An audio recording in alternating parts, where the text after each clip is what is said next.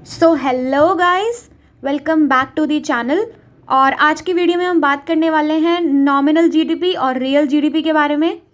इससे पहले वाली वीडियो में हमने बात करी थी रियल और नॉमिनल प्राइस के बारे में, जिसमें कि हमने करंट ईयर प्राइस और बेस ईयर प्राइस के बारे में बात करी थी। वो वीडियो आपने नहीं देखी है तो पहले वो वीडियो देखिए, उसके बाद यहाँ आना, क्योंकि वो वीडियो जब तक नहीं देखोगे तब तक यहाँ कुछ समझ नहीं आएगा। और वो सारी चीज़ें मैं इस वीडियो में रिपीट नहीं करूँगी, क्योंकि मैं इसको एक रिपीटेड वीडियो बनाना नहीं चाहती। तो ऊपर आई का बटन दिख जाएगा और नीचे डिस्क्रिप्शन में उस वीडियो का लिंक है, वहाँ जाके आप वो वीडियो देखो। और नोट्स चाहिए तो नोट्स के लिए इंस्टाग्राम पे आप मुझे फॉलो कर सकते हो। अभी मैं आपको रियल और नॉमिनल जीडीपी के बारे में बता रही हूँ। रियल जीडीपी क्या होता है? Real GDP is calculated base year price.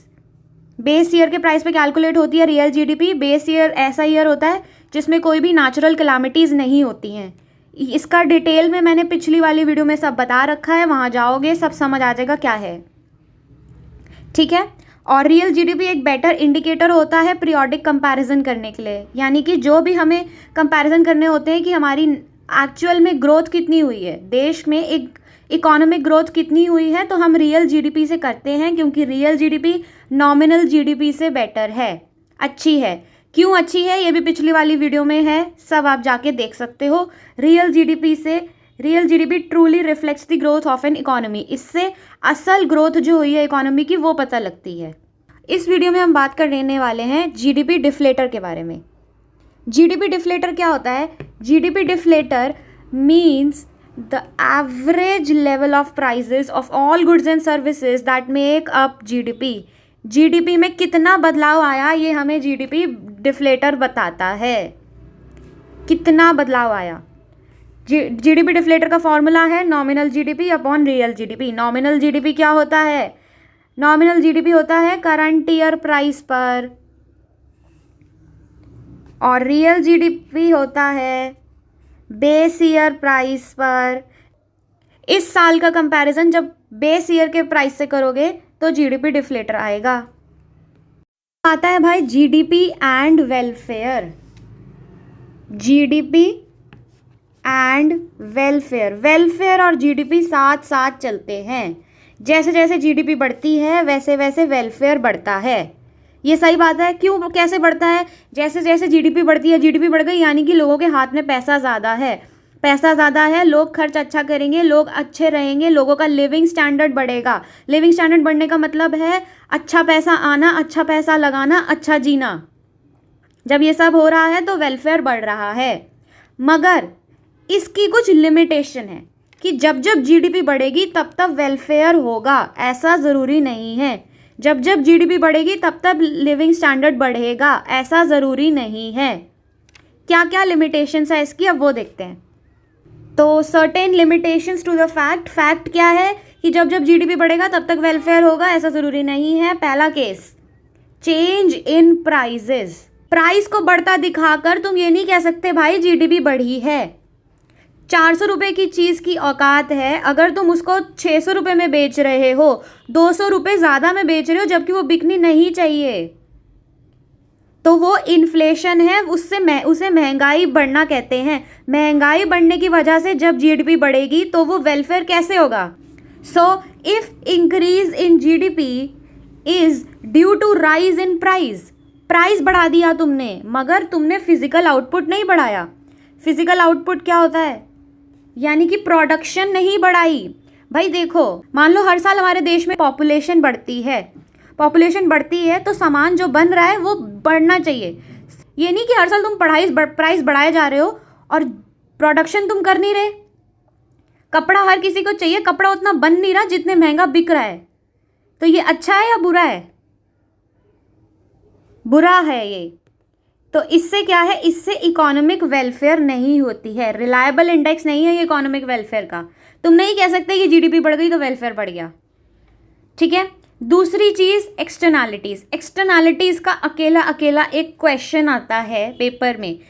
ये एक्सटर्नैलिटीज़ पॉजिटिव भी होती हैं और नेगेटिव भी होती हैं। ज़्यादातर पेपर में क्वेश्चन आता है नेगेटिव एक्सटर्नैलिटीज़ का। नेगेटिव एक्सटर्नैलिटीज़ क्या होती है? मान लो आप लोगों के घर के आसपास स्कूल्स बने हैं, अब स्कूल ज़रूरी भी है, आप लोगों के घर के आसपास आना जाना बच्चों का आसान हो जाता है, मगर इससे नुकसान भी होता है कई जगह।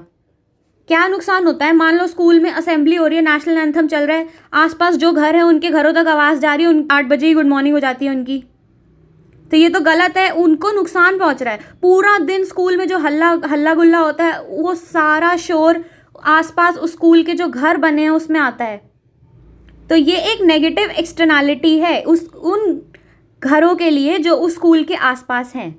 स्कूल के आसपास जो घर हैं वो बच्चे उस स्कूल में पढ़ने जा रहे हैं, तो वो स्कूल फ़ायदा तो दे रहा है, मगर साथ साथ वो स्कूल नुकसान भी दे रहा है, तो वो नेगेटिव एक्सटर्नैलिटी भी है।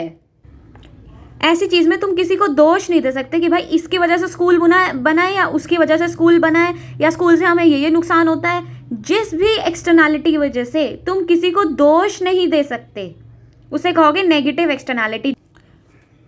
सो एक्सटर्नैलिटीज रेफर्स टू बेनिफिट्स और हार्म ऑफ एन एक्टिविटी।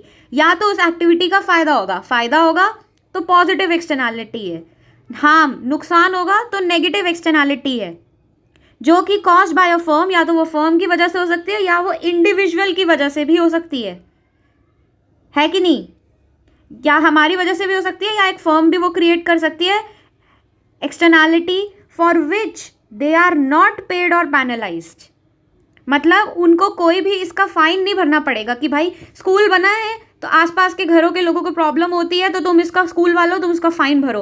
तुम स्कूल को ये नहीं कह सकते, तुम स्कूल को दोष नहीं दे सकते। और क्या है? Rate of population growth. Rate of population growth, अगर हमारी पॉपुलेशन जो है वो ज़्यादा बढ़ गई, पॉपुलेशन बढ़ गई 10% और जीडीपी बढ़ी 5% से, तो क्या कहोगे इसे? क्या तुम इसे असल ग्रोथ कह सकते हो? असल में तो जीडीपी बढ़ा है, मगर वेलफेयर बढ़ेगी क्या? नहीं बढ़ेगी। क्यों? क्योंकि जीडीपी तो 5% से बढ़ा है, यानी कि लोगों के हाथ में जो पैसा है वो 5% से ज़्यादा बढ़ा है, मगर पॉपुलेशन तो 10% से बढ़ गई। खाने वाले ज़्यादा बढ़ गए, कमाने वाले कम हो गए 5% से, तो ये नुकसान है। जीडीपी बढ़ गई मगर वेलफेयर नहीं हुआ।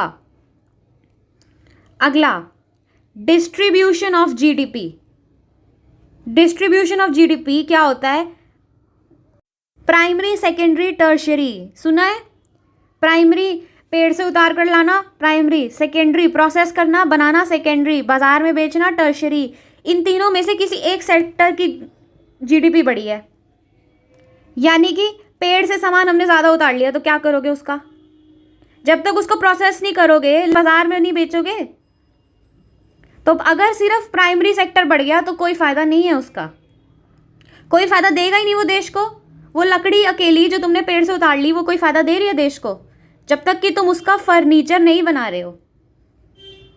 इसलिए कहते हैं कि डिस्ट्रीब्यूशन ऑफ जीडीपी, यानी कि प्राइमरी, सेकेंडरी, टर्शियरी, तीनों सेक्टर जो हैं हमारे, वो इक्वली ग्रो करने चाहिए। ये नहीं कि एक सेक्टर ग्रो कर गया और हो गया भाई जीडीपी बढ़ गई हमारी, ऐसा नहीं होता।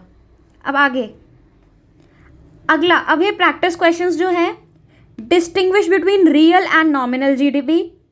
Real GDP calculated at base year price, nominal GDP calculated at current year price. ठीक है जी। Which of these is a better indicator of economic welfare? Real GDP. अब इसने ये नहीं पूछा which of these is a better indicator of economic welfare and why, कौन सा है और क्यों है।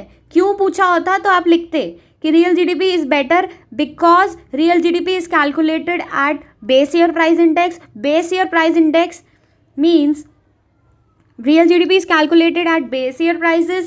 Base year is a year in which no natural calamities take place. So growth can be calculated. ये आंसर आप लिखो। So growth can be calculated with accuracy. अब अगला question, if nominal GDP is rupees 18,000 crores and real GDP is rupees 12,000 crores. अब ज़्यादातर क्या होता है, यहाँ पर बच्चे आंसर लिख देते हैं मगर आगे करोड़्स लिखा है, करोड़्स नहीं लिखते। इस वजह से पूरा का पूरा क्वेश्चन गलत, 0 नंबर से ज़्यादा कुछ नहीं मिलेगा। तो जीडीपी डिफ्लेटर का formula, GDP deflator is nominal upon real. Nominal GDP upon real GDP is GDP deflator. Nominal GDP की वैल्यू डालो 18 करोड़, रियल जीडीपी की वैल्यू डालो 18,000 crore divided by 12,000 crore, multiply by 100.